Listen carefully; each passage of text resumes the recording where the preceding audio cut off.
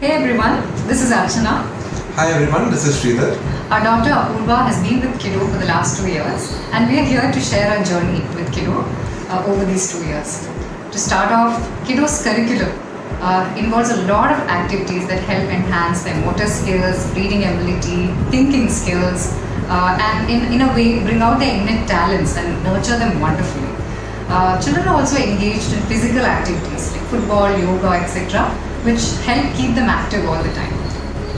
And to talk about the teachers and staff at Kido, they are extremely patient, very caring towards children, and create a friendly atmosphere at school. And I think this is one of the main reasons why our daughter wants to go to school every day without missing even a single day. Absolutely. So I think Archana has mentioned most of the points. But what I also want to highlight is how Kido has placed technology at the center of its operations.